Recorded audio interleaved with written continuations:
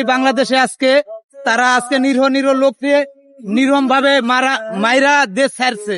আজকে তারা একটা কি, আজকে তারা দেশের জনগণ, আজকে তারা তো দেশে নাই, তারা আজকে দেশ ছেড়ে পলায় গেছে গা। তারা আজকে হাজার হাজার লক্ষ লক্ষ আমাদের মতন শহীদ, আমাদের মতন পোলা প্যান্ডে তারা নিরম ভাবে গুলি করে মারছে। তারাই গণশত্রু, তারাই রাজাকার।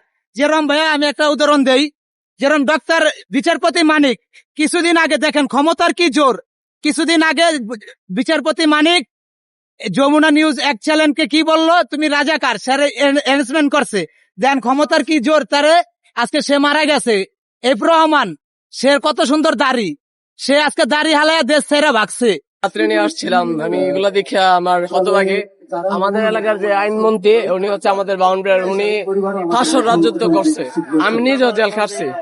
আমি একজন জামাতের কর্মী হিসাবে আমি বলতে চাই, আওয়ামী লীগ এই চিরতরে নিষিদ্ধ হোক। ওরা যারা এই বর্তমানে যারা জেলের বাইরে আছে বা যারা জেলের ভিতরে আছে সবাই ফাঁসি হোক, এবং কি শেখ হাসিনার বাংলাদেশ আইন না, শেখ হাসিনার ফাঁসি যায়। এবং কি ভারতের দালাল যারাই করবে, যে কোনো সরকার আইসা করবে ভারতের দালালগিরি, ওদের ফাঁসি চাই এবং কি ওদের নিষিদ্ধ করার চাই। আমি আমার এই উচিতে নিষিদ্ধ চাই। জি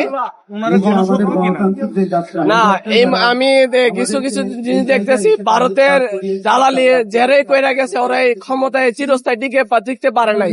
কিন্তু এখন আমি চাই যারা ভারতের দালালি করবে ওরা যারা চিরতরে নিষিদ্ধ হয়, এবং কি আন্তর্জাতিক আদালত থেকে ওরা দল হিসাবে নিষিদ্ধ করা হয়। দল হিসাবে ওরা যাতে চিরতরে নিষিদ্ধ করা হয়। ওরা হলো জঙ্গি সংগঠন। আপনি কি মনে করেন যে বিএনপি সরকার জুলাই গণহত্যার বিচার করতে পারবে? আমি বিএনপি সরকারের বিরুদ্ধে কিছুদিন কথা বলবো। আওয়ামী লীগ যে পথে হারছে, আমার মনে হচ্ছে বিএনপি সরকার এই পথে হারতেছে। কিন্তু বিএনপি সরকার যে পথে হারবে তাহলে জুলাইয়ের মতোই হবে, আবার হয়তো আরেকটা জুলাই আসতেছিলাম। যে এই আওয়ামী লীগ যে দালাল গুলো ছিল, এগুলো বর্তমান ভারতে আশ্রয় নিয়েছে। বর্তমানে ওরা হাজার হাজার ছাত্র জনতার হত্যা করছে এবং সাধারণ মানুষের গুলিগাস্তি করছে। ওরা 5 আগস্টে সকালবেলা 5 থেকে 4 আগস্ট সকাল পর্যন্ত এই শাহবাগের মোচরে গুলি করছে। ওরা গুলি করছে, এরকম আমরা সাধারণ মানুষ গুলিবিদ্ধ হয়েছি। অনেক হাজার হাজার লিস্টকল আছে, মেডিকেলে বর্তমান আছে ভর্তি। আমার মনে করে আমার এক ভাই বর্তমানে একজন শহীদ হয়েছে, উনি থাকছে চট্টগ্রাম, উনি লালবাগ থানার দিকে শহীদ হয়েছে।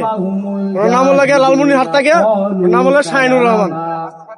উনি তারপরে আমরা তাকে নিয়ে যাবো, তাকে মেডিকেল নেওয়া হচ্ছে, তারা মারা গেছে।